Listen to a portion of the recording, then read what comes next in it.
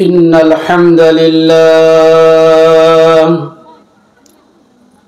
نحمده ونستعينه ونستغفره ونؤمن به ونتوكل عليه ونعوذ بالله من شرور أنفسنا من يهد الله فلا مضل له ومن يضلله فلا هادي له ونشهد أن لا إله إلا الله وحده لا شريك له ونشهد أن سيدنا ومولانا محمدا عبده ورسوله قال الله تعالى في كلامه المجيد وفرقانه الحميد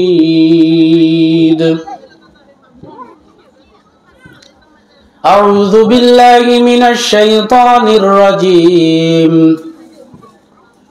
بسم الله الرحمن الرحيم يا أيها الذين آمنوا اجتنبوا كثيرا من الظن إن بعض الظن إثم ولا تجسسوا ولا يغتب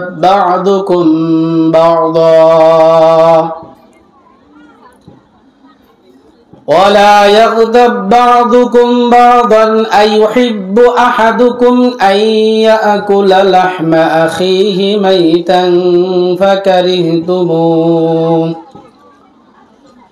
واتقوا الله إلى آخر الآية. وقال النبي صلى الله عليه وسلم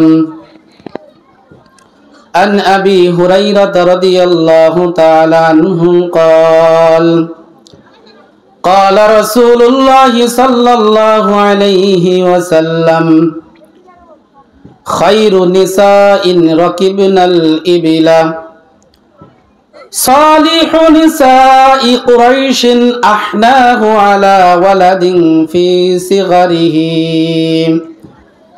وأرعاه على زوج في ذات يده متفق عليه مشكاة المصابيح. وقال رسول الله صلى الله عليه وسلم اللهم بارك لنا في رجب وشعبان وبلغنا رمضان. صدق الله العظيم وصدق رسوله النبي الكريم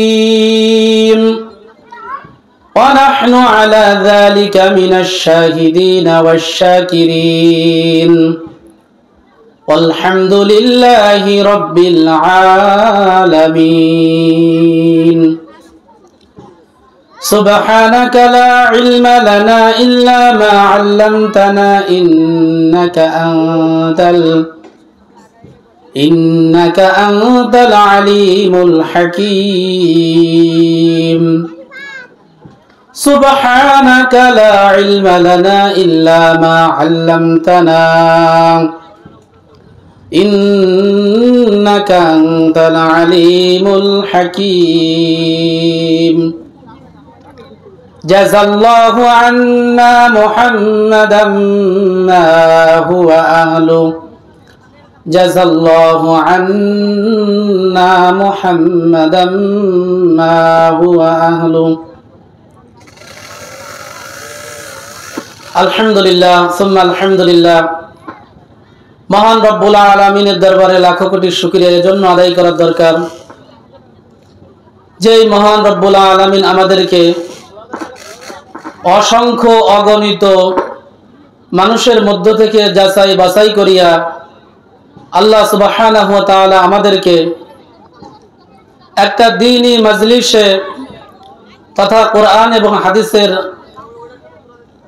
মুজাকারা আলোচনা করার এবং শোনার তৌফিক দান করেছেন। এই জন্য আমরা সকলেই আল্লাহ সুবহানাহু ওয়া তাআলার দরবারে কালিমাতুশ শুকর আদায় করার দরকার। আলহামদুলিল্লাহ। হাদিস শরীফের মধ্যে জনাবে মুহাম্মদুর রাসূলুল্লাহ সাল্লাল্লাহু আলাইহি ওয়াসাল্লাম বলেন, মান ইউরিদিল্লাহু বিহি খায়রান ইউফাক্কিহু ফিদ্দীন।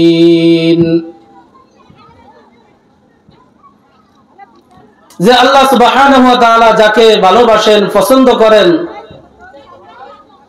আল্লাহ সুবহানাহু ওয়া তাআলা তাকে ফিকহ ফিদ্দীন তথা দ্বীনের সঠিক বুঝ, দ্বীনের ইসলামের সঠিক জ্ঞান তাকে দান করেন। সুবহানাল্লাহ।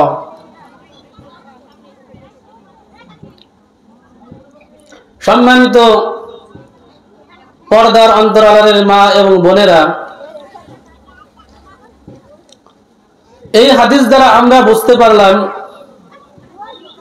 যে আল্লাহ সুবহানাহু ওয়া তাআলা আমাদেরকে ভালোবাসছেন বিধায় আমরা এখানে উপস্থিত হতে পারছি।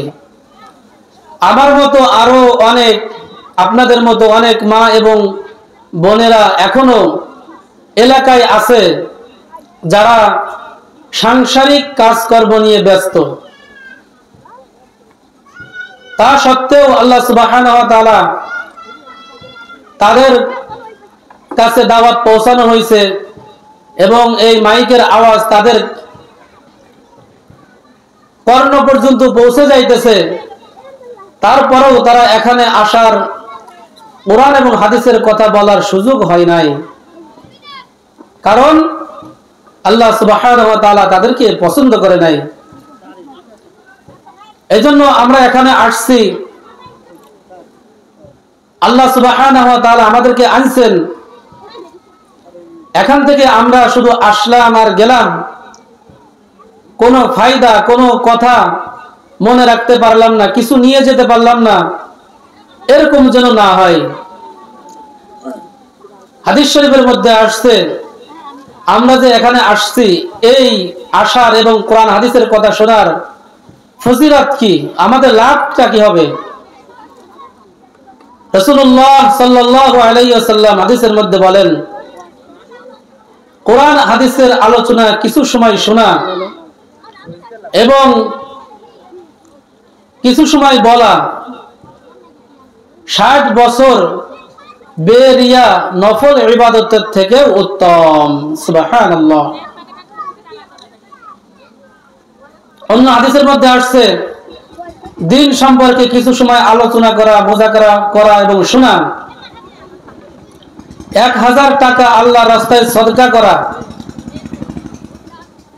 1000 জানাজায় শরীক হওয়া এবং 1000 রাকাত নামাজ পড়া, এই আমলগুলি করলে, অর্থাৎ 1000 জানাজায় শরীক হলে, 1000 টাকা আল্লাহর রাস্তায় দান করলে এবং 1000 রাকাত নামাজ আদায় করলে যত সওয়াব হতো, যত নেকি হতো, এই সমপরিমাণ নেকি কিছু সময় দিন সম্পর্কে আলোচনা শোনা এবং করা, তার থেকে উত্তম বদলা আল্লাহ সুবহানাহু ওয়া তাআলা আমাদের আমলনামায় লিখে দেবেন। সুবহানাল্লাহ। এইজন্য সম্মানিত মা এবং বোনেরা, আমি আপনাদের সামনে কোরআনুল কারীমের থেকে সূরা হুজুরাতের একটা আয়াত এবং কয়েকটা হাদিসের তরজমা অনুবাদ করব। আমরা একটু খেয়াল করে, লক্ষ্য করে শুনবো ইনশাআল্লাহ তাআলা। এই কথাগুলি শোনার আগে আমরা কিছু কথা ভূমিকা স্বরূপ শুনে নেই। এই যে এখন শীতকাল, এখন আমাদের দেশে, আমাদের গ্রামগঞ্জে খেজুর গাছ কাটা হইতেছে। খেজুর গাছ, খেজুর গাছ যখন গাছে খেজুর গাছ কাটে, এরপরে একটা ভাড়, একটা ডাল দেয়, সেখানে নাল দেওয়ার পরে একটা ভাড় পাতে। এই ভাড়টা যদি নালের বরাবর না হয়, অর্থাৎ নালের মুখ আর ভাড়ের মুখ যদি সোজাসুজি না থাকে, তাহলে ভাড় 1 টাকা 10টাও যদি পাইতে রাখে, তাহলে কোনো প্রকার রস ওই ভাড়ের মধ্যে যাবে না। এটা আমরা সকলেই বুঝি। ঠিক তদ্রূপ ভাবে আমাদের আজকে সমাজে ওয়াজ মাহফিলের অভাব নেই, তালিমের অভাব নেই, দিনী কথাবার্তা বহু শুনতেছি, অনেক শুনতেছি, কিন্তু আমাদের মা এবং বোনেদের মধ্যে, পুরুষ লোকের মধ্যে, সবার মধ্যে কোনো পরিবর্তন নাই। পরিবর্তন নাই কেন? ওই ভাড়ের মতো আমরা কথাগুলি আসলে খেয়াল দিয়ে শুনি না। কথা শোনার কিছু নিয়ম আছে, আদব আছে, কথা শোনার কিছু নিয়ম আছে। নিয়ম অনুযায়ী যদি ওই গাছে ভাড় পাড়তে যেরকম ভাবে বরাবর হওয়া লাগে, নিয়ম আছে, নিয়ম ছাড়া যদি ভাড় আমি ওই নালের থেকে দূরে পাইতে রাখি, যতদিন রাখি, 1 দিন 2 দিন 1 মাস পেতে রাখি, তারপরেও কি ওই ভাড়ের মধ্যে কোনো রস যাবে? যাবে না। ঠিক তদ্রূপ ভাবে দিনের কথা আমরা শুনতেছি, ওয়াজ মাহফিলে যাচ্ছি, তালিম শুনতেছি, তারপরেও আমাদের কোনো পরিবর্তন হচ্ছে না। কারণ ওই ভাড়ের মতো আমরা ঠিকই আসি, কাজকর্ম ফেলে রেখে আমরা চলে আসছি দেখেন, কিন্তু আসে এখানেও কিছু আমার মা বোনেরা তারা গল্প করতেছে। গল্প করা যাবে না, সেই নিয়মগুলোকে শুনে নেই। 1 নম্বর নিয়ম হলো, যিনি বক্তা, যিনি কোরআন হাদিসের কথা বলতেছেন, ওনার ওই কথাগুলি দিলের কান দিয়ে একবারে অন্তরের অন্তরস্থল থেকে খুব ধ্যান এবং খেয়ালের সাথে খুব মনোযোগ সহকারে শুনতে হবে কি বললো। এলে 1 নম্বর কাজ। 2 নম্বর কাজ হলো যে আমি আমলের নিয়তে শুনবো। এমন না হয় যে ওয়াজ তো আমরা শুনি, হুজুর হাতে কয়, একদম হালকা করে দিলাম কথার মধ্যে, না এত হুজুররা কয়েই থাকে, এরকম না। 2 নম্বর কাজ হলো যে হুজুর যা কিছু বলুক আমি আমলের চেষ্টা করবো, যাক 2টো কথা শুনে আইছি আজকে, এখান থেকে আসে আমি এই 2টো কথার উপর আমল করব। এটা 2 নম্বর কাজ।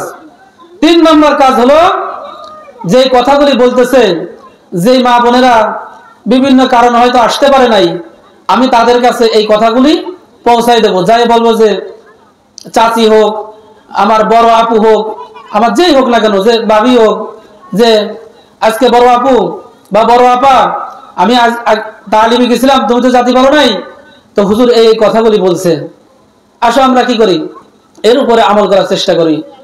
এই 3 নিয়তে, এই 3টা নিয়ম মানে যদি কোনো মা আমার বোন কথাগুলি শুনতে পারে, ইনশাআল্লাহ তাআলা আমি আল্লাহর উপরে আস্থা রেখে, ভরসা রেখে বলতে পারি, আমার ওই মার ভিতরে, আমার ওই বোনের ভিতরে ইনশাআল্লাহ পরিবর্তন আসবেই আসবে।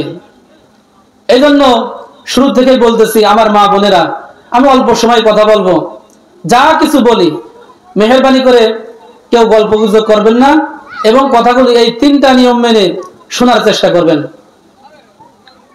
এবং যদি কেউ কথা বলে, তাহলে তাকে আমরা কথা বলতে নিষেধ করব। আমার নিজের শাহাদাত আঙ্গুল দিয়ে আমার নিজের মুখের সাথে ইশারা দিয়ে বলবো যে আপু আপনি কি করেন, একটু চুপ করেন, আমরা তো এখানে কোরআন হাদিসের কথা শুনতে আসছি। এমন না যে এই তুমি চুপ করো, হুজুর কথা বলতে নিষেধ করেছে না, তাহলে আমারও কথা বলা হয়ে গেল। যাই হোক আর কি, যে কথাগুলি বলবো আল্লাহ সুবহানাহু ওয়া তাআলা আমাদেরকে আমল করার তৌফিক দান করুন, আমিন। আমি একটা আয়াত তেলাওয়াত করছি, সে আয়াতের তরজমা করতেছি, তারপর ইনশাআল্লাহ বিস্তারিত বলবো, এবং কয়েকটা হাদিস। قال الله تعالى في كلامه المجيد وفرقانه الحميد يا أيها الذين آمنوا اجتنبوا كثيرا من الظن إن بعض الظن إثم ولا تجسسوا ولا يغتب بعضكم بعضا أيحب أحدكم أن يأكل لحم أخيه ميتا فكرهتموه। আল্লাহ সুবহানাহু ওয়া তাআলা এই আয়াতের মধ্যে বলতেছেন, ইয়া আইয়ুহাল্লাযীনা আমানু, হে ঈমানদারগণ, যারা ঈমান গ্রহণ করেছো। আল্লাহ সবাইরে বলে নাই। ঈমানদার কারা? যারা আল্লাহ সুবহানাহু ওয়া তাআলাকে বিশ্বাস করে, রাসূলকে বিশ্বাস করে, কোরআনকে বিশ্বাস করে, হাদিসকে বিশ্বাস করে, তারাই হচ্ছে ঈমানদার। হাদিসের মধ্যে আসছে, ক্বালা নবী সাল্লাল্লাহু আলাইহি ওয়াসাল্লাম আল ঈমানু ইকরারুম বিল লিসান। এই হাদিস দিয়ে আমরা মাপি আমাদের মধ্যে ঈমান কতটুকু আছে। আল ঈমানু ইকরারুম বিল লিসান ওয়া তাসদীকুম বিল জানান ওয়া আমালুম বিল আরকান। আমরা অনেক সময় মুখে বলে থাকি, আরে নামাজ না বললে কি আমার ঈমান আছে, এই কথা কিন্তু আমরা বলি। আসলে ঈমান কার আছে আর নাই সেটা হাদিস দ্বারা স্পষ্ট। দেখেন, আল ঈমানু ইকরারুম বিল লিসান ওয়া তাসদীকুম বিল জানান ওয়া আমালুম বিল আরকান। তিনটে বৈশিষ্ট্য, তিনটে গুণ যার মধ্যে আছে সে হলো ঈমানদার। সুবহানাল্লাহ। ইকরারুম বিল লিসান, এক নম্বরে মুখ দিয়ে বলতে হবে লা ইলাহা ইল্লাল্লাহু মুহাম্মাদুর রাসূলুল্লাহ, আশহাদু আল্লা ইলাহা ইল্লাল্লাহু ওয়াহদাহু লা শারীকা লাহু ওয়া আশহাদু আন্না মুহাম্মাদান আবদুহু ওয়া রাসূলুহু, আশহাদু আল্লা ইলাহা ইল্লাল্লাহু ওয়াহদাহু লা শারীকা লাহু ওয়া আশহাদু আন্না মুহাম্মাদান আবদুহু ওয়া রাসূলুহু। লা ইলাহা ইল্লাল্লাহ, আল্লাহ ছাড়া কোনো মাবুদ নাই, আল্লাহ ছাড়া কোনো ইবাদতের উপযুক্ত কেউ নাই। আল্লাহ হলেন বিধানদাতা, আল্লাহ হলেন হুকুমদাতা, অন্য কেউ হুকুমদাতা নাই, অন্য কোনো বিধানদাতা নাই। এই কথা মুখ দিয়ে বলতে হবে যে আল্লাহ একজন। আশহাদু আল্লা ইলাহা ইল্লাল্লাহ, এই কথা মুখ দিয়ে বলতে হবে আমি সাক্ষ্য দিচ্ছি আল্লাহ ইলাহা ইল্লাল্লাহ, আল্লাহ ছাড়া কোনো মাবুদ নাই। ওয়া আশহাদু আন্না মুহাম্মাদান আবদুহু ওয়া রাসূলুহু, এবং রাসূল সাল্লাল্লাহু আলাইহি সাল্লাম আল্লাহ তাআলার বান্দা এবং রাসূল। এই কথা মুখ দিয়ে বলতে হবে। আমরা মনে করি যে কথা বলাতে সহজ, তো আমরা পড়েই থাকি লা ইলাহা ইল্লাল্লাহ মুহাম্মাদুর রাসূলুল্লাহ, এই কথা বলি, কিন্তু এর তাৎপর্য কি, এর গভীর বিশ্লেষণটা কি, এইটা আমরা কখনো ভেবে দেখি নাই। সেটা কি? লা ইলাহা ইল্লাল্লাহ মানে আল্লাহ ছাড়া আর কোনো বিধানদাতা নাই, এই কথা মুখে বলতে হবে। আল ঈমান ইকরারুম বিল লিসান ওয়া তাসদীকুম বিল জানান, এবং অন্তরে বিশ্বাস করতে হবে, মুখ দিয়ে বলতে হবে, অন্তরের অন্তরস্থল থেকে এই কথা সাক্ষী দিতে হবে যে মুখে যেটা বলছি আমার অন্তরেও সেইটা। তাহলে 2 নাম্বার। 3 নাম্বার হচ্ছে আমালুম বিল আরকান, 3 নাম্বার হচ্ছে কাজে পরিণত করতে হবে, কাজ করে দেখাই দিতে হবে যে আমি আল্লাহর উপর ঈমান আনছি এবং আল্লাহর ইবাদত করি, আল্লাহকে ছাড়া অন্য কোনো বিধানদাতা মানি না। এই কথা কাজে পরিণত করে দেখাই দিতে হবে। আমাদের প্রথম 2টা ঠিক আছে, মোটামুটি আছে, 3 নম্বরটা এসে আমরা একদম অনেক পিছনে। 100 নাম্বারের ভিতরে যদি নাম্বার দেওয়া হতো কাউকে, আমরা মনে হয় 1 2 অনেকে শূন্য পাতাম। আল্লাহ যদি বিধানদাতা হয় তাহলে নামাজ কাজা করা যাবে না, আল্লাহ যদি বিধানদাতা হয় তাহলে রোজা কাজা করা যাবে না, আল্লাহ যদি বিধানদাতা হয় তাহলে বেপরদাই চলা যাবে না। আল্লাহরই যদি মানি তাহলে এই 3 কাজের বাইরে যাওয়া যাবে না। যাই হোক, আর কি হাদিস শুনলাম এই জন্য যে ইমানদারের 3টা গুণ। আল ঈমান ইকরারুম বিল লিসান, 1 নম্বরে মুখে বলতে হবে, ওয়া তাসদীকুম বিল জানান, 2 নম্বরে অন্তরে বিশ্বাস করতে হবে, ওয়া আমালুম বিল আরকান, 3 নম্বরে কি অন্তরে কাজে পরিণত করে দেখাই দিতে হবে। আমি যদি নামাজ না পড়ি তাহলে আল্লাহরে মানলাম, আমি যদি রোজা না রাখি আল্লাহরে মানলাম, আমি যদি বেপরদায় চলি তাহলে কি আল্লাহ তাআলাকে মানলাম? কোনো অবস্থায় কি আল্লাহ সুবহানাহু ওয়া তাআলাকে মানলাম না। এটা হচ্ছে ইমানদারের আলামত। এই কথা এই আয়াতের থেকে বলতেছি, এই 3 গুণ যাদের মধ্যে আছে আল্লাহ সুবহানাহু ওয়া তাআলা তাদেরকে ডেকে বলতেছে, ইয়া আইয়ুহাল্লাযীনা আমানু, যারা ঈমান আনছে তারা আমার কথা শোনো। যারা বেঈমান, নামাজ পড়ে না, রোজা রাখে না, পর্দা করে না, দান যাকাত করে না, আল্লাহর হুকুম আহকামের কোনো ধার ধারে না, তাগারে আল্লাহ বলতেছে না। কারণ যারা ঈমান আনছে তারা হলো আল্লাহ সুবহানাহু ওয়া তাআলার পরিবারের অন্তর্ভুক্ত, আহল পরিবারের অন্তর্ভুক্ত। কিভাবে? আমাদের ফ্যামিলিতে আব্বা আম্মা অথবা আমার মা বোনরা যারা আছে তাদের কি থাকে? স্বামী থাকে, ছেলে থাকে, এরকম ভাবে 5-7 জন নিয়ে আমাদের একটা কি পরিবার, পরিবারের যিনি কর্তা থাকে, স্বামী হোক বড় ভাই হোক, তিনি যদি একটা কথা বলে, তখন ওই পরিবারের, তিনি যদি কোনো হুকুম করে, অর্ডার করে, তখন ওই পরিবারের ওই কথা ফেলে দেওয়ার মতো কি নাই, শক্তি নাই, মানতে তারা বাধ্য, কারণ তারা কাছের লোক। ঠিক তদ্রূপ ভাবে আল্লাহ সুবহানাহু ওয়া তাআলা জানেন কাফের মুশরিক যারা বেদিন, ইহুদি, নাসারা, হিন্দু, বৌদ্ধ, ওরা আমার কথা শুনবে না। শুনবে কারা? আমার মুমিন বান্দারা। তাদেরকে লক্ষ্য করে আল্লাহ সুবহানাহু ওয়া তাআলা বলতেছেন, ইয়া আইয়ুহাল্লাযীনা আমানু ইজতানিবু ইজতানিবু, তোমরা বাঁচো। তোমরা কি বাঁচো? কিসের থেকে? কাসীরাম মিনাজ-যন, অর্থাৎ কাসীর মানে অনেক, বহুত, মিনাজ-যন, জন মানে আরবি শব্দ, গুমান করা, ধারণা করা, অনুমান করা। আল্লাহ সুবহানাহু ওয়া তাআলা বলতেছে যে তোমরা বেঁচে থাকো কাসীরাম মিনাজ-যন, অধিক ধারণা করা থেকে, অনুমান করার থেকে। কেন? ইন্না বা'দাজ-যন্নি ইসমুন, কারণ অধিক ধারণা করা, অধিক গুমান করা, অনুমান করা, এটা হচ্ছে গুনাহের কাজ। কিসের কাজ? এটা হচ্ছে গুনাহের কাজ। আরো সামনে কিছু কথা বলে ইনশাআল্লাহ বুঝে আসবে যে আল্লাহ তাআলা ঈমানদারদেরকে ডেকে বলতেছেন তোমরা অধিক ধারণা করা থেকে, অনুমান করা থেকে বেঁচে থাকো। কেননা অধিকাংশ ধারণা করা, গুমান করা, এইটা হচ্ছে গুনাহের কাজ। কিরকম? একটা উদাহরণ দেই। আমাদের সমাজে যে সমস্ত ঝামেলা হয়, বিশেষ করে স্বামী স্ত্রীর মধ্যে অথবা ভাই ভাইয়ের মধ্যে, অধিকাংশ এই ধারণা আর অনুমান করার মধ্যে। কিভাবে?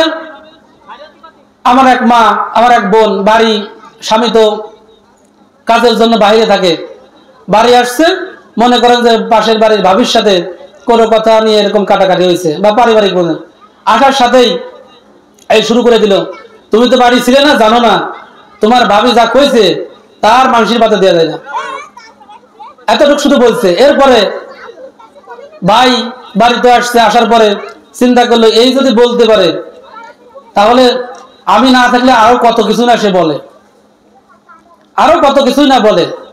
এইভাবে মনে মনে, ওই ভাবি মনে মনে, ভাইও মনে মনে রেখে ধারণা করে একটা বিদ্বেষ, একটা হিংসা নিয়ে এইভাবে চলা শুরু করে। আস্তে আস্তে আস্তে আস্তে কি ফাটল শুরু হয়। পরবর্তীতে যখন কথাবার্তা হয়, দেখা যায় এক পর্যায়ে ঝগড়া লেগে যায়। আল্লাহ সুবহানাহু ওয়া তাআলা এখানে অধিক ধারণা করা, গুমান করার কথা আর একটা কথা বলছে, সেটা হলো একজন আরেকজনকে গীবাত করা। গীবাত করা, গীবাত কাকে বলে? আমাদের উস্তাদরা বলতেন গীবাত বড় জনে ঘি ভাত। ঘি দিয়ে যেরকম ভাত খেতে মজা লাগে, ভালো লাগে, ঠিক তদ্রূপ ভাবে আরেকজনের গীবাত করতে, সমালোচনা করতে, দোষ চর্চা করতে, আরেকজনের ব্যাপারে দোষের কথা বলতে আমাদের কাছে ভালো লাগে। একজন আরেকজনকে, আরে আপু তুমি জানো না, আরে বউ তুমি জানো না, অমক অমক এরকম এরকম এরকম, তুমি তো জানো না। আল্লাহ সুবহানাহু ওয়া তাআলা এইটাকে নিষেধ করেছেন। এবং গীবতের দুই সংজ্ঞা। গীবত হলো কাকে বলে? একটা হলো একজন মনে করেন যে সে খুব গালাগালি করে, সেই কথা আর একজনের কাছে এসে বলা যে ও যা বকা বকি আর গালাগালি করতে পারে, এই কথা আর একজনের কাছে বললে এটা হবে গীবত। আর প্রশ্ন আসতে পারে, হুজুর আসলে তো সারা গালাগালি করে সে, আর বলেন না, এই যে আসলেই সে করে, আসলেই গুণ যে তার মধ্যে আছে, খারাপ গুণ, এটা বলা হচ্ছে কি গীবত। আর যদি না থাকে তাহলে সেইটা হবে অপবাদ। একটা হাদিস বললে পরিষ্কার হবে। জনাবে রাসূলুল্লাহ সাল্লাল্লাহু আলাইহি সাল্লামের দরবারে একজন খাটো ব্যক্তি, বেটিয়া ব্যক্তি আসছে। আম্মা জান আয়েশা রাদিয়াল্লাহু তাআলা আনহা সেখানে ছিলেন। যখন ওই লোকটা চলে গেছে, যাওয়ার পরে আম্মাজান আয়েশা রাদিয়াল্লাহু তাআলা আনহা বলতেছেন, ইয়া রাসূলুল্লাহ, এই লোকটা বাইটি, আমাদের ভাষায় যেটা বলি বাইটি। বলছে, না তুমি এটা বলে না, এটা হচ্ছে গীবত করা হচ্ছে তার নামে। তখন আম্মাজান আয়েশা রাদিয়াল্লাহু তাআলা আনহা বললেন, হ্যাঁ, রাসূলুল্লাহ সাল্লাল্লাহু আলাইহি সাল্লাম বললেন, যখন এই কথা বলছেন, আম্মাজান আয়েশা রাদিয়াল্লাহু তাআলা আনহা বলতেছেন, ইয়া রাসূলুল্লাহ, আসলে তো লোকটা বাইরে খাটো। তখন বলতেছেন রাসূলুল্লাহ সাল্লাল্লাহু আলাইহি সাল্লাম, প্রকৃত সে খাটো, এই জন্যই এটা কি হবে, গীবত হবে। আর গীবতের ক্ষতি কি? আমি গীবত করলাম মনে করেন আমার এক বড় আপন নামে, এর ক্ষতি হলো আমার আমল নামায় যত নেক আমল আছে, মনে করেন আমি 5 ওয়াক্ত নামাজ পড়ছি 30 বছর, 40 বছর, 20 বছর, হজ করেছি, যাকাত করেছি, দান খয়রাত করছি, আমার আমল নামায় মনে করেন এই 40 বছরে 2 কোটি নেকি জমা হয়েছে আমার আমল নামায়। আমি যার নামে গীবত করব, আমার সব আমল নামা নষ্ট হয়ে এই আমল নামা ওই যার গীবত করলাম তার আমল নামায় চলে যাবে, এবং তার যে গুনাহগুলি ছিল, যার গীবত আমি করলাম, ওই ব্যক্তির গুনাহ আমার কি আমল নামায় চলে আসবে। এলো গীবতের ক্ষতি। আর একটা হলো অপবাদ, যে আসলে করে নাই কিন্তু তারপরে একটা দোষ চাপাই দিচ্ছি। এর ক্ষতি কি? আমি একজনকে বললাম যে এই ব্যক্তি অমুক একটা বেটা মানুষ আছে, পুরুষ মানুষ আছে, তার সাথে সম্পর্ক আছে, কথা বলে, আমি এটা দেখছি, আসলে সে বলে নাই, কিন্তু তার খারাপ বানানোর জন্যই আমি আরেকজন কাছে বললাম। এটা বললে কি ক্ষতি হবে? বলে আমি তারে এরকম একটা খারাপ অপবাদ দিলাম, দেওয়ার কারণে ওই গুনাহ, যেই গুনাহের, যে অপরাধের আমি কি দিছি, তহমত দিছি, সেই ওই ব্যক্তি আমি যে দিলাম, আল্লাহ তাআলা ওই গুনাহ না করায় আমাকে মৃত্যু দান করবেন না। এই জন্য এটা তো হাদিসের কথা বললাম। দেখেন আয়াতে কি বলা হয়েছে, ইয়া আইয়ুহাল্লাযীনা আমানু জিতানিবু কাসীরাম মিনাজ-যন্নি ইন্না বা'দায-যন্নি ইসমুন ওয়া লা তাজাসসাসু ওয়া লা ইয়াগতাব বা'দুকুম বা'দান তোমরা কেউ একে অপরের গীবত করো না। বা'দান আইয়ুহিব্বু আহাদুকুম, তোমরা কি কেউ পছন্দ করো, আইয়ুহিব্বু, তোমরা কি কেউ ভালোবাসো, আইয়াকুলা লাহমা আখিহি, আইয়াকুলা, আল্লাহ বলতেছেন আইয়াকুলা, তোমরা কি কেউ খাবে, আহাদুকুম, তোমাদের মধ্য থেকে, লাহমা আখিহি, লাহমুন মানে আরবিতে গোশত, আখুন মানে ভাই, আখিহি তোমার মরা ভাইয়ের গোশত, এইটা তোমরা খাবা, এটা তোমরা কি কেউ পছন্দ করো? আল্লাহ প্রশ্ন করতেছে, আইয়াকুলা লাহমা আখিহি মাইতান ফাকারিদ আহাদুকুম আইয়াকুলা লাহমা আখিহি, এটা কি তোমরা কি পছন্দ করো? আল্লাহ তাআলা তারপরে নিজেই উত্তর দিয়ে দিচ্ছেন, মাইতান ফাকারিহতুমু, অবশ্যই তোমরা এইটাকে কি করবে, অপছন্দ করবা। আমার ভাই মরে গেছে, আর এই মরে যাওয়ার পরে আমি আমার ভাই গায়ের গোশত খাবো, এটা কি কেউ পছন্দ করো তোমরা? আল্লাহ বলতেছে, আল্লাহ এবার উত্তর দিয়েছে, না, এটা তো তোমরা অপছন্দ করো। শুধু কি অপছন্দ, এটাকে একটা ঘৃণিত কাজ, ঘৃণার কাজ, একটা সিসির কাজ। কিরে, আমার ভাই মরে গেছে, তার গায়ের গোশত কাটি আমি খাবো, কেমন কথা, আমাদের কাছে তো ঘৃণা লাগবে। আল্লাহ বলতেছে, তোমরা যে মানুষের গীবত করো, এই গীবত করা, অনুমান করে, ধারণা করে একটা কথা বলো, এই যে অনুমান করা, ধারণা করা, এইটা এই মরা ভাইয়ের গোশত খাওয়ার থেকেও বেশি ঘৃণিত কাজ। এই জন্য আমার মা বোনেরা, এই আয়াত থেকে এবং হাদিস থেকে যতটুকু আলোচনা করলাম, এর দ্বারা বুঝে আসলো যে গীবত করা যাবে না। আমি কেন কষ্ট করে, সাহাবাজদের মধ্যে আছে এক ব্যক্তি আবু বকর রাদিয়াল্লাহু তাআলা আনহুর গীবত করছে। আবু বকর রাদিয়াল্লাহু তাআলা আনহু একটা প্লেটের মধ্যে, স্বর্ণের প্লেটে মনে করেন কিছু টাকা নিয়ে তাকে হাদিয়া দিচ্ছে, যে তোমার এটা হাদিয়া দিলাম, এটা উপহার দিলাম। লোকটা তো তাজ্জব হয়ে গেছে, ব্যাপার কি? বলছে, তুমি যে উপকার আমার করেছো, এইরকম উপকার আর কেউ জগতে করে না। বলছে, কেন? বলছে, তুমি আমার গীবত করেছো আমি শুনেছি, আর গীবত করার কারণে তোমার সব নেক আমল আমার চলে আইছে। তোমার 30 বছরের আমার আমল, সব রোজার আমল, হজের আমল, যাকাতের আমল, দানের আমল সব চলে আইছে। এইরকম উপকার কেউ করে না, এই জন্য তোমার এটা উপহার দিলাম। দেখবেন আমরাও যদি এই আমল করি, কেউ যদি আমার নামে বদনাম করে, 1 নম্বরে আমরা তাকে উপহার দেব, আর কেউ আমার নামে কি করবে না, বদনাম করবে না, গীবত করবে না। এই জন্য এই আমলটা আমাদের করার দরকার। এরপরে একটা হাদিস লক্ষ্য করি। عن أبي هريرة رضي الله تعالى عنه قال قال رسول الله صلى الله عليه وسلم خير نساء ركبنا الإبل صالح نساء قريش أحناه على ولد في صغره وأرعاه على زوج في ذات يده। হাদিসের মধ্যে আবু হুরায়রা রাদিয়াল্লাহু তাআলা আনহু বলতেছেন যে জনাবে রাসূলুল্লাহ সাল্লাল্লাহু আলাইহি ওয়াসাল্লাম মাদ বন্ধের সম্পর্কে বলতেছেন যে সর্বশ্রেষ্ঠ নারী কে, সর্বোত্তম সর্বশ্রেষ্ঠ নারী কে। তাদের মধ্যে 3টা গুণের কথা বলছেন। খায়রুন নিসাইন, উত্তম নারী হচ্ছে রাকিবনাল ইবিলা সালিহু নিসাই কুরাইশিন আহনাহু আলা ওয়ালাদিন। কুরাইশ মহিলাদের মধ্যে বহু নারী আছে, বহু মা বোনরা আছে, তাদের মধ্যে সর্ব উৎকৃষ্ট সর্ব উত্তম নারী হচ্ছে 3 শ্রেণীর মানুষ। অর্থাৎ 3টি গুণাগুণ, 3টি বৈশিষ্ট্য যার মধ্যে আছে তারা হচ্ছে সর্বশ্রেষ্ঠ। একথা কে বলছেন? জনাবে মুহাম্মদুর রাসূলুল্লাহ সাল্লাল্লাহু আলাইহি ওয়াসাল্লাম। আল্লাহর নবী কি মিথ্যা কথা বলতে পারেন? কখনো না। যারা ঈমান আনে নাই তারাও বিশ্বাস করে, তাকে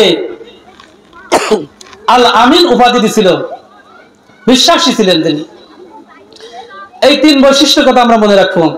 খায়রুন নিসাইন রাকিবনাল ইবিলা সালিহু নিসাই কুরাইশিন। 1 নম্বর হচ্ছে আহনাহু আলা ওয়ালাদিন।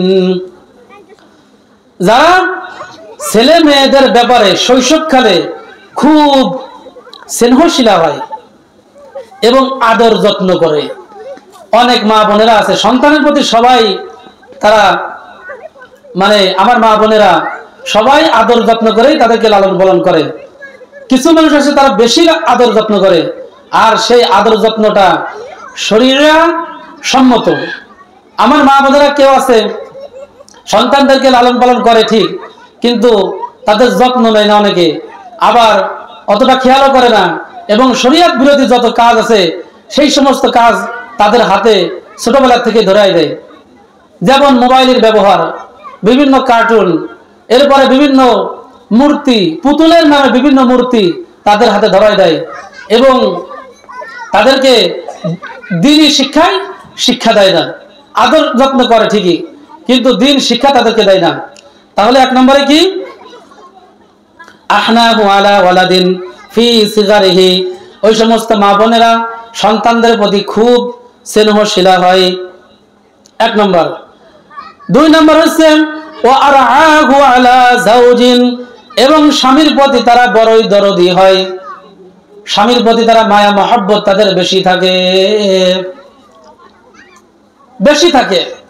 স্বামী যদি কোনোভাবে কষ্ট না পায় সেদিকে খেয়াল রাখে। 2 নম্বর গুণ, স্বামীর প্রতি তারা বড়ই দরদি হয়। 3 নম্বর হচ্ছে ফি যাতি ইয়াদিহি। 3 নম্বর হচ্ছে স্বামীর মালের প্রতি তারা যত্নশীল হয়। 3টা গুণ। 1 নম্বর ছেলে সন্তানের প্রতি আদর করে তারা মানুষ করে। 2 নম্বর হচ্ছে স্বামীর প্রতি দরদি হয়। 3 নম্বর হচ্ছে স্বামীর মালের প্রতি তারা যত্নশীল হয়। وعن أبي أمامة رضي الله تعالى عنه قال عن النبي صلى الله عليه وسلم أنه يقول ما استفاد المؤمن بعد تقوى الله خيرا له في زوج صالح إن أمرها أطاعته وإن نظرها سوته وإن أقسم عليها أبرته وإن غاب عنها نصحته في نفسها وماله। আরেকটা হাদিস। আমার মা বোনেরা, এই হাদিসটা শোনার আগে কিছু কথা আগে না বললেই নয়। অনেকেই এই হাদিসের কথাগুলোকে হালকা মনে করে, ও তো হাদিস তো আমরা শুনিয়ে দেয়, ও তো বলেই থাকে। এখানে কিছু কথা না বললেই নয়, সেটা হলো আপনি বলতে পারেন যে আমার স্বামী আমার প্রতি অবিচার করে, এ কথাই সঠিক। আমার শাশুড়ি আমার প্রতি, আমি যতই ভালো হয়ে চলতে চাই, কিন্তু আমার শাশুড়ি কি করে, আমার প্রতি বিরোধিতা করে, আমারও দেখতে পারে না। আপনি মনে করেন এই কথাই সঠিক, আপনার স্বামী আপনাকে গালাগালি করে, মারধর করে, এ কথাই সঠিক, তারপরেও আপনি তার প্রতি খারাপ অবিচার করতে পারবেন না। কেন?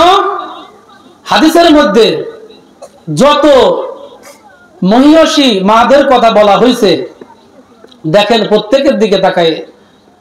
এক নম্বরে মনে করেন সুমাইয়া রাদিয়াল্লাহু তাআলা আনহা, এই ব্যক্তির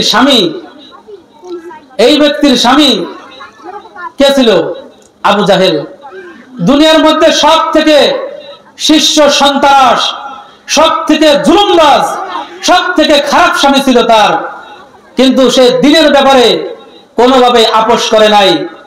লা তাআতা ফি মাসিয়াতিল খালিক, দিনের ব্যাপারে সে আপোষ করে নাই, তার দিনকে ঠিক রেখে সে সেইভাবে চলছে। স্বামীকে কখনো কি করে নাই? অসম্মান করে নাই। আমার মা, আমার বোন, আপনার স্বামী কি আবু জেহেলের থেকেও খারাপ? আপনার কাছে আমার প্রশ্ন, আপনার স্বামী কি আবু জেহেলের থেকেও বেশি পাপাচার? দেখেন ফিরআউনের স্ত্রী আসিয়া রাদিয়াল্লাহু তাআলা আনহা, তাকে যেই কষ্টটা দিয়ে শহীদ করা হয়েছে, যেই নির্যাতন করে শহীদ করা হয়েছে, তার থেকে একটু বেশি মারপিট আপনার স্বামী আপনাকে করে? আমি বলবো কখনোই না। কিন্তু সেই সমস্ত মা বোনদের, তারা ধৈর্য ধারণ করছিল এবং আল্লাহর কাছে সাহায্য চাইছিল। কারণ ইমানদারের গুণাগুণ কি? বিসমিল্লাহির রহমানির রহিম, আল্লাযীনা ইযা আসাবাতহুম মুসিবা ক্বালু ইন্না লিল্লাহি ওয়া ইন্না ইলাইহি রাজিউন। যখন ইমানদার মহিলা হোক পুরুষ হোক, তারপর যখন কোনো মুসিবত আসে, তার উপরে যখন কোনো বিপদ আসে, তখন সে মুখ দিয়ে বলে ইন্না লিল্লাহি ওয়া ইন্না ইলাইহি রাজিউন। এই বিপদ আপদ আল্লাহর পক্ষ থেকে আসছে, আবার আল্লাহই সমাধান করবে। এই আয়াতের শেষে আছে অবাশশিরিল মুমিনিন। আল্লাহ বলতেছে তোমরা কি করো? তাদেরকে সুসংবাদ শোনাই দাও যারা বিপদে, কটু কথায়, খারাপ কথায় ধৈর্য ধারণ করে, তাদেরকে সুসংবাদ শোনাই দাও।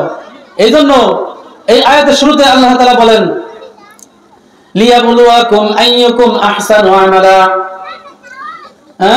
ইয়া আইয়ুহাল্লাযীনা আমানুস্তাঈনু বিস-সাবরি ওয়াস-সালাহ ইন্নাল্লাহা মা'আস-সাবিরিন ওয়া লা তাকুলু লিমান ইউকতালু ফী সাবিলিল্লাহি আমওয়াত বাল আহইয়াউ ওয়ালাকিন লা তাশউরুন ওয়ালানাবলুওয়ান্নাকুম বিশাইইম মিনাল খাউফি ওয়াল জু'i ونقص من الأموال والأنفس والثمرات وبشر الصابرين।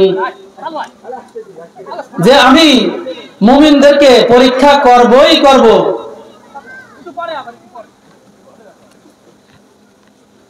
الذين إذا أصابتهم مصيبة قالوا إنا لله وإنا إليه راجعون. بسم الله الرحمن الرحيم. يا أيها الذين আমানুস্তাঈনু বিস-সাবরি ওয়াস-সালাহ ইন্নাল্লাহা মা'আস-সাবিরিন। আমার মা বোনেরা, এখান থেকে কয়েকটা কথা বলে আমি মূল হাদিসে ফিরে আসব। আল্লাহ সুবহানাহু ওয়া তাআলা বলতেছেন যে আল্লাহর কাছে সাহায্য চাইতে হবে। সাহায্য কার কাছে চাইতে হবে? আল্লাহর কাছে। ইয়া আইয়ুহাল্লাযীনা আমানুস্তাঈনু বিস-সাবরি ওয়াস-সালাহ, দুইটা মাধ্যমে আল্লাহর কাছে সাহায্য চাইতে হবে। এক নম্বর কি? ইস্তাঈনু বিস-সাবরি ওয়াস-সালাহ।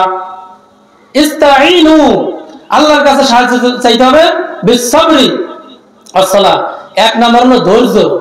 এক নম্বরে কি? ধৈর্য। দুই নম্বরে ওয়াস-সালাহ, নামাজ। ধৈর্য এবং নামাজের মাধ্যমে আল্লাহর কাছে কি চাইতে হবে? সাহায্য চাইতে হবে। আমার উপরে কোনো বালা মুসিবত আসছে, আমার উপরে কোনো স্বামীর প্রতি স্বামী আমার উপরে জুলুম করেছে, ওই বিচারের দায়িত্ব আমার মা, আমার বোন, আপনার না। সেটার জন্য সে আল্লাহর কাছে জবাবদিহি করতে হবে। কিন্তু আপনার রাস্তাটা আপনি ক্লিয়ার রাখেন। আপনি যাতে আল্লাহর দরবারে কোনো অবস্থায় ধরা না খেয়ে যান, আপনার বিচার করার দরকার নেই। মনে করেন যে জুলুম করেছে, সেটার জন্য সে আল্লাহর কাছে জবাবদিহি করবে, কিন্তু আপনি যে খারাপ ব্যবহার করবেন এটার জন্য তো আপনি আল্লাহর কাছে কি ধরা খেয়ে যেতে হবে। এই জন্য আমার রাস্তা আমি কি রাখবো, ক্লিয়ার রাখবো। দেখেন সেই সুমাইয়া রাদিয়াল্লাহু তাআলা আনহা, আসিয়া রাদিয়াল্লাহু তাআলা আনহা, আমার মা, আমার বোনেরা, তারা সে জান্নাতে যাবে এবং সম্মানের সহিত জান্নাতে যাবে, কিন্তু তার স্বামী যারা আবু জাহেল এবং ফিরাউন তাদের প্রতি অবিচার করছে, ঈমান আনে নাই, তারা কিন্তু ঠিকই জাহান্নামে যাবে। এজন্য আমার রাস্তা, আমি আমার স্বামীর সাথে খারাপ ব্যবহার করে, অনেকে আছে যে হুজুর খালি আমাদেরকে বলেন, পুরুষদেরকে তো বলেন না, তাদেরকেও বলা হয়, আমি কেন আমার আমল, আমার রাস্তা ক্ষতি করব? আমার জান্নাতে যাওয়ার রাস্তা আমি কেন ক্ষতি করব? এজন্য আমার রাস্তা আমি কি রাখবো, ক্লিয়ার রাখবো। আর একটা হাদিস বলতেছি, হাদিসের তরজমা, সময় কম। জনাবে মুহাম্মদ রাসূলুল্লাহ সাল্লাল্লাহু আলাইহি সাল্লাম একবার একটা মজলিসে বসা ছিলেন। হঠাৎ করে একটা লোক আসলো, আসার পরে বলতেছে, ইয়া রাসূলুল্লাহ, আমার যে উট ছিল, একটা উট পালি আমি, আমরা তো গরু পালি, আমাদের গরু কিন্তু অনেক সময় ছুটে যায়। তা ছুটে গেলে অনেকে দেখা যায়, আমার মা বোনের অনেক সময় গরুর সাথে কি থাকে, একটা আলাদা সম্পর্ক থাকে, মানে ওই এমন পোষ নেয় যে ওই মার কাছে, বোনের কাছে আসলেই ওই পশু ঠান্ডা। আবার পুরুষের ক্ষেত্রে এরকম হয়, কিন্তু অন্য লোক ওই গরু যদি ছুটে যায়, অন্য লোক ধরতে গেলে ওই গরু আর কাছে আসে না, খালি ছুটেই বেড়ায়। কিন্তু মালিক যখন কাছে আসে, পুরুষ হোক মহিলা হোক, আস্তে করে কি কাছে চলে আসে।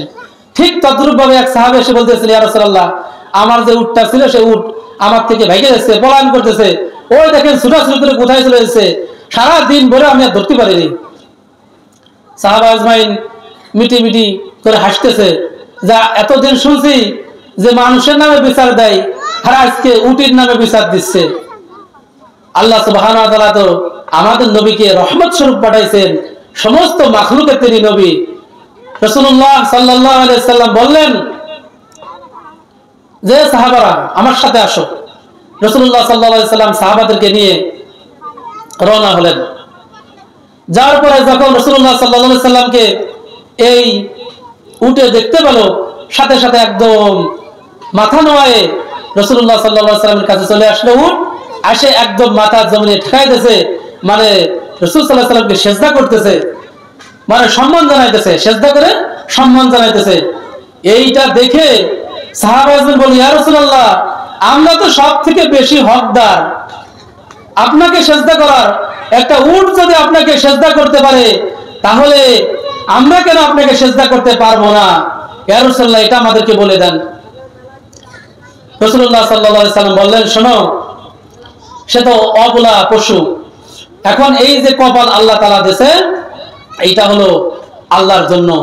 আল্লাহকে ছাড়া দুনিয়ায় অন্য কাউকে, কোন বাবাকে, কোন পীর সাহেবকে, কোন মাকে, কোন বাবাকে, কোন পিতা মাতাকে, কাউকে আর কি করা যাবে না, সিজদা করা যাবে না। তবে শোনো সাহাবারা শোনো, যদি আমি দুনিয়ার মধ্যে, আমি আল্লাহ তাআলার পরে, কথাটা আমার মা বোনেরা খেয়াল করেন, রাসূলুল্লাহ সাল্লাল্লাহু আলাইহি সাল্লাম বললেন, আমি যদি দুনিয়ার বুকে আল্লাহ সুবহানাহু ওয়া তাআলার পরে আমি যদি কাউকে সিজদা করার অনুমতি দিতাম, তাহলে আল্লাহর পরে আল্লাহ সুবহানাহু ওয়া তাআলার পরে আমি রাসূলও না, আমি তাহলে বলতাম প্রত্যেক স্ত্রী যেন তার স্বামীকে সিজদা করে। সুবহানাল্লাহ। তাহলে এখানে রাসূল সাল্লাল্লাহু আলাইহি সাল্লামের থেকেও বেশি স্বামীকে কি দেওয়া হয়েছে, প্রাধান্য দেওয়া হয়েছে। আমার মা বোনেরা, আজকে আমরা সেই স্বামীকে কি করি, বেশি অবহেলা করি।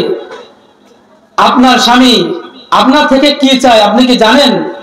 বিশ্বাস না হয় আপনি 5টা দিন, একটা সপ্তাহে এই আমলটা করে দেখেন, যদি পরিবর্তন না আসে, খোদার কসম, ইনশাআল্লাহু তাআলা আমি বললাম পরিবর্তন ইনশাআল্লাহু তাআলা আসবে। সেটা হলো আপনার থেকে একটু হাসি মুখে কথা, একটু নরম ব্যবহার, এইটা স্বামী চাই।